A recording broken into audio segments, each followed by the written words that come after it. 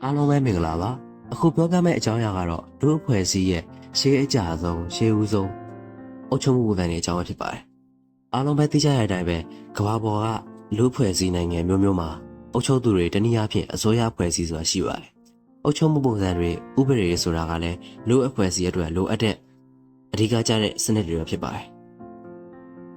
ပထမဆုံးအနေနဲ့မိုနာခီအုပ်ချုပ်ရေးပဲဖြစ်ပါတယ်မိုနက်စ်နဲ့အာခီဆိုတဲ့Greek war နှစ်ခုကိုပေါင်းစပ်ထားခြင်းပဲဖြစ်ပါတယ်။မိုနတ်ဆိုတာတဦးတစ်ယောက်တည်းဆိုတဲ့အဓိပ္ပာယ်ရပြီးတော့အာခင်းဆိုတာကတော့အုပ်စိုးခြင်းကိုခေါ်ဆိုပါတယ်။မြန်မာလိုဆိုရင်တော့ဘယင်စနစ်ဗရေတနစ်စနစ်ကိုခေါ်ဆိုခြင်းပဲဖြစ်ပါတယ်။ရှေးကြဆုံးအုပ်ချုပ်မှုပုံစံတစ်ခုဖြစ်ပြီးတော့ဘယင်ဒါမှမဟုတ်ဘယင်မှာတဦးတည်းကပဲအုပ်ချုပ်လေးရှိပါတယ်။မင်းမျိုးမင်းနဲ့ကပဲအာဏာကိုလက်ဆင့်ကမ်းပိုင်ခွင့်ရှိပြီးတော့တော်ဝင်မိသားစုတွေကအကြီးဆုံးသားကပဲဘယင်တင်မြောက်ခင်ရလေးရှိကြပါတယ်။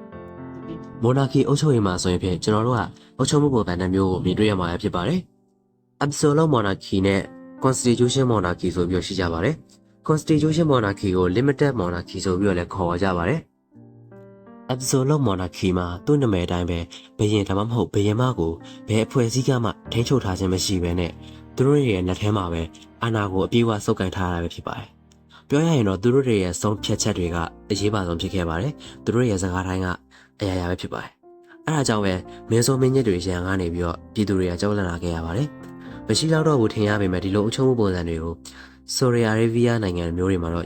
ယနေ့ခေတ်တိုင်းကျင့်သုံးနေကြတာဖြစ်ပါတယ်။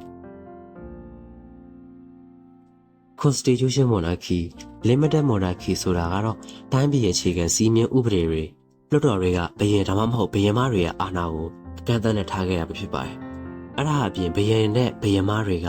ဥပဒေနဲ့တခြားအဖွဲ့အစည်းတွေကအစည်းအဝေးတွေကိုလည်းလိုက်နာပေးရပါတယ်။ UK, Thai, Japan အစရှိတဲ့နိုင်ငံတွေမှာလည်းကျင့်သုံးနေစေပဲဖြစ်ပါတယ်။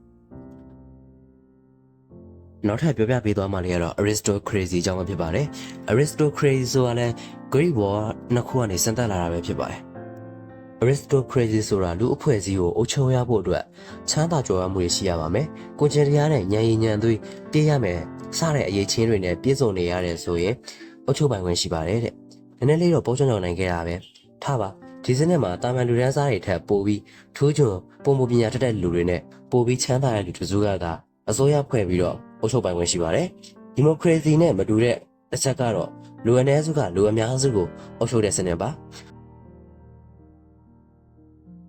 သူတို့တွေကပဲသူတို့တွေရဲ့တားဆီးမြေဆက်တွေကိုသူပညာရေးသင်ကြားစေပြီးသူတို့နေရာကိုစက္ကန့်စေကြပါတယ်။ဥပမာအဖေကသားကိုအမွေစက္ကန့်စေခြင်းတယ်ပေါ့။ဒါကလည်းအရေးကြီးတဲ့အချက်ပါပဲ။ဘာလို့ဆိုအကယ်လို့အဖေကသာတကယ်တော့နိုင်ငံရေးသမားတစ်ယောက်ဖြစ်ပေမဲ့လည်းတားဖြစ်သူကသာအရေးကြီးတဲ့အချက်တွေကိုမသင်ပေးနိုင်ခဲ့ဘူးဆိုရင်နိုင်ငံကြီးကကမကမရဖြစ်သွားနိုင်ပါတယ်။ဟုတ်ပါတယ်ဖြစ်ကုန်ပြီပါပါ။အစောပိုင်း Greece မှာဖြစ်ခဲ့တဲ့အေသန်လိုမျိုးတော်မျိုးမှာဒီမိုကရေစီစနစ်ကိုမပြောင်းလဲခင် Aristocracy စနစ်နဲ့အုပ်ချုပ်ခဲ့ကြပါတယ်။အေသန်က Aristocracy စနစ်ကိုကျင့်သုံးတဲ့ပထမဦးဆုံးသောနိုင်ငံမဟုတ်သလိုနောက်ဆုံးဆိုလည်းမဟုတ်ပါဘူး။ဒါပေမဲ့အေသန်မှာအရန်တော်တဲ့နိုင်ငံရေးသမားတွေဖြစ်တဲ့ Clive the Near,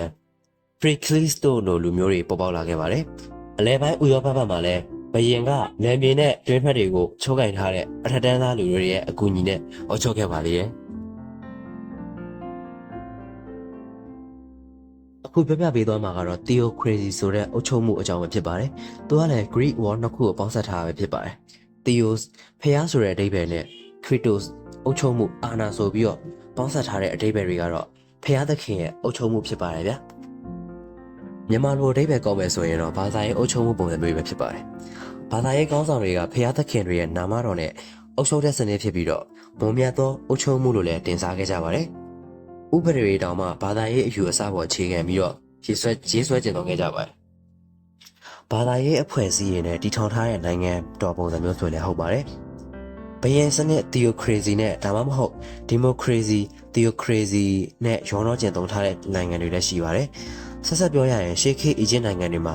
ဖာရိုဘီယန်တွေကတက်ရှိတဲ့ဘုရားတွေအဖြစ်သတ်မှတ်ခြင်းခံခဲ့ရပါတယ်။သူတို့တွေကကမ္ဘာမြေပေါ်ကနတ်ဘုရားတွေရဲ့ဓာတ်ရိုက်ကိုယ်ပဲလည်းဖြစ်ကြတယ်ဆိုပြီးတော့ယုံကြည်ခဲ့ကြပါတယ်။မြင့်တဲ့သွဲကြားကမြေလို့အဓိပ္ပာယ်ရတဲ့မီဆိုပိုတေးမီးယားမှာရှိပြီးအခုဆိုရင်တော့အီရတ်တောင်ပိုင်းမှာရှိတဲ့စူမဖုံးတော်ကြီးဘုရင်ကနိုင်ငံရေးကောင်းဆောင်အနေနဲ့ရောဘာသာရေးကောင်းဆောင်အနေနဲ့ရောအုပ်ချုပ်ခဲ့ရတာဖြစ်ပါတယ်။အာဖဂန်နစ္စတန်၊ဗာတီကန်စီးတီး၊အီရန်နိုင်ငံတွေမှာTheocracy စနစ်နဲ့လက်ရှိအချိန်ထိအုပ်ချုပ်နေကြဆဲပဲဖြစ်ပါတယ်လို့သိရှိရပါတယ်ဗျာ။ နောက်ဆုံးတစ်ခုအနေနဲ့တင်ဆက်ပေးသွားမှလေးကတော့ oligarchy အုပ်ချုပ်ရေးပဲဖြစ်ပါတယ်။ Greek word နှစ်ခုဖြစ်တဲ့ oligos အနေပါလို့အဓိပ္ပာယ်ရပြီးတော့အဟုတ်အုပ်ချုပ်တယ်ဆိုတဲ့အဓိပ္ပာယ်ရဲ့ပေါင်းစပ်ထားပဲဖြစ်ပါတယ်။လူအနည်းစုကအုပ်ချုပ်ခြင်းလို့အဓိပ္ပာယ်ရတာပေါ့။ oligarchy အနေနဲ့အုပ်ချုပ်ခြင်းကစီးပွားရေးနဲ့လူမှုအဆင့်အတန်းတွေကြားမှာမညီမျှပဲအလွန်ကွာဟမှုဖြစ်ပေါ်စေနိုင်ပါတယ်တဲ့။ oligarchy ကလည်းအမျိုးမျိုးသောကွဲပြားမှုတွေရှိပါသေးတယ်။ aristocracia oligarchy